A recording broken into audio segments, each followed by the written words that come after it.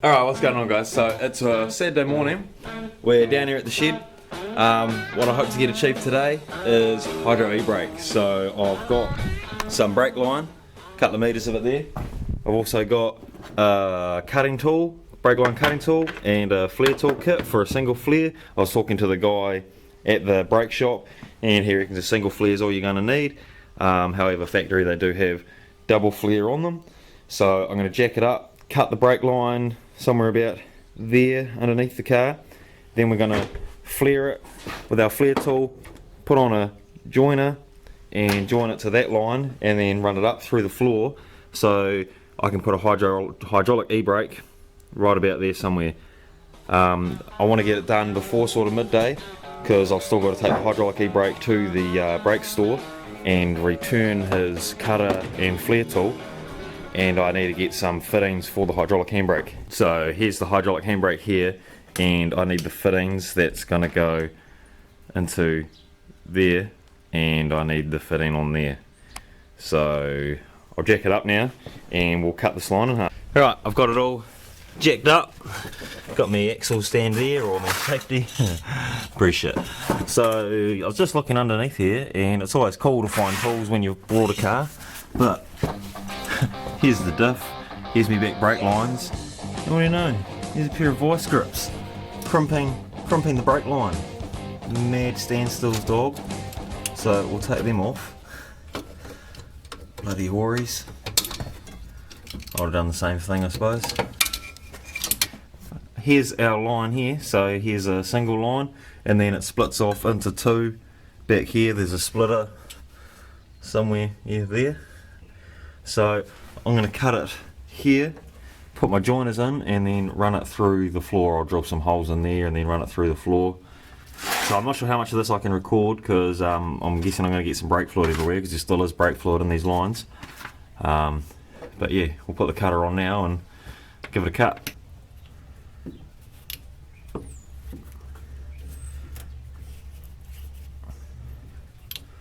Alright, first ever time I've done this, so slide our fitting on first, because once we've flared the line, that will not be able to go on. Alright, got our fitting on behind here, flare tool's all bolted up, and now I just got to bolt this piece in there, and there is two ends to it. I'm pretty sure he told me to bolt it in on the end that had OP1, so we'll do that, and hopefully I don't fuck it up. Alright, so I stopped recording because I was getting brake fluid sort of everywhere. I didn't want to get it on the camera, but there you go. So we've got it into that line there, which then goes to the brakes. It's going through the floor. I've drilled a couple of holes up there, and then we've also got it spliced into that feed there, which comes from the brake booster at the front of the car. So those lines will go to the hydraulic e-brake. So now I'm going to grab the hydro e-brake, and we're going to go for a drive to Napier, so I can get the right fittings to go into there and into there. Alright, it's about an hour later, just got back, so I've just spent $300 on brand new brake discs, brand new rotors for the front, brand new rotors for the rear, pads all round, and I've also got the fittings for the hydraulic e-brake, which are in there. So now I've just got to flare those onto those lines that we did before. Alright, so it's a few hours later. I haven't recorded this because it was a bit of a shit show, and I was having a nightmare winding the piston back in the caliper. So it's taking me a couple of hours to do the rear rotors, new pads, and I've also just quickly stripped, I've taken the front seats out, cut the carpet at the back because roll cage is going to go here. Still got to take this seat out. And I just bolted the hydro e-brake up there, so that's mounted in there, so I can now run these lines and do the flares on the end of these. I've just got to Google which way's in and out on here, because I'm really not too sure, a bit confused about that. Yeah, so here's the line that's going to the rear brakes, and that goes to the front of the master cylinder. I did have to Google this before I went ahead and done it, because I wasn't too sure. So you slide your fitting on first, and then we'll clamp her in the flare tool. You just tighten this all down nice and tight. Then remove the spacer, so that just makes sure the pipe's at the correct depth. And then you got this piece here, and that's got a single flare on one end, and then you do a single flare first and then you turn around and do another flare, and that gives you your double flare.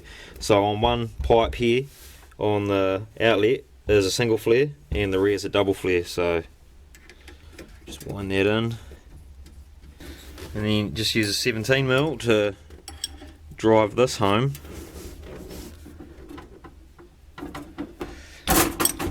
Wind it back out, then loosen off these locking nuts, and then boom, got a nice little single flare on there. So that should do up and hopefully not leak any brake fluid. So now just got to do the same on the other end, but got to do a double flare. Alright, we've got our second pipe out of the two in there, and it requires a double flare. So you start with the single flare like we did on all the other ones, and this is the first time I've done this too, so hopefully it works out. Now back this one back out, because that should be a single flare done and dusted, and then flip it around and now send it home the other way.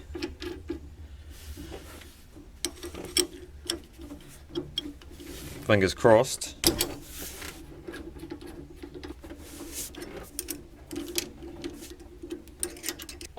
Fucking boom, right there, nice double flare. So it's an inverted flare compared to the other ones, which were, I don't know.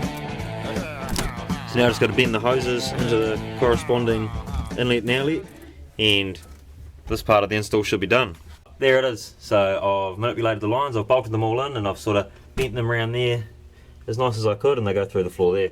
So I don't know if that's a tidy install or not, but it's installed. So not too sure if the position's right or not, but I'll find out when I bolt the bucket seat back in. But I've taken the seats out of it so I could cut the carpet in half, and I'm going to try and fit the roll cage in. But first of all, what I'm going to do next is install these rotors and brake pads in the front end, because we've done the rear and it was a bitch. So I want to get all these shit jobs out of the way, and the car shutter's a bit under braking, so it definitely needs the rotors skimmed, but I just brought new ones because it's easier.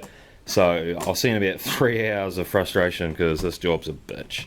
Alright, well it's a couple hours later, and this is the other side. So there it is, brand new rotor and brand new brake pads in there. I've done it on both sides.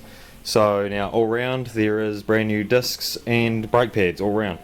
So the next thing I'm going to go do, because it's starting a little bit late now, sort of, what are we, 4 o'clock in the afternoon, is I'm going to top up the brake fluid, because that will be getting a bit low now. I can see it there, sort of about a quarter. So I'm going to top that right up to full, and I'm going to crack the back nipples off the back calipers, because there'll be air all through those lines, because we made those lines there. So I'm going to crack the nipples off, and I'm going to go get some dinner, and hopefully that's just going to gravity bleed while I'm away. And then we'll give it a few pumps of the brake pedal, and hopefully we'll jack the rear up, and we'll see if this hydro e-brake's going to work or not. Alright, well it's 9 o'clock, so that's where I'm going to pin it and go home, call it quits. So we've got all the rotors, brakes in, I've given it a bleed, I've got the roll cage sitting in there just to give myself an idea, and I've pulled the bucket seat out and I'm trying to get it fitted to the rail. It wasn't bolted down with 4 bolts. Also got that hydraulic handbrake in there, and as you can see there is pressure there, so that's bled up real nicely. So tomorrow we're going to hopefully get that bucket seat in, and we'll look at maybe trying to make some plates up for the foot of the roll cage. So I've really got to push to get this finished, because I've actually already paid $300, well $270, to enter Drift Antics 7 in Taupo Track 2. So that's on the 26th of this month, and it's already the 5th. So we'll be back bright and early and trying to get this thing more like a drift car by the end of this weekend. So follow the build, and we'll see you next time.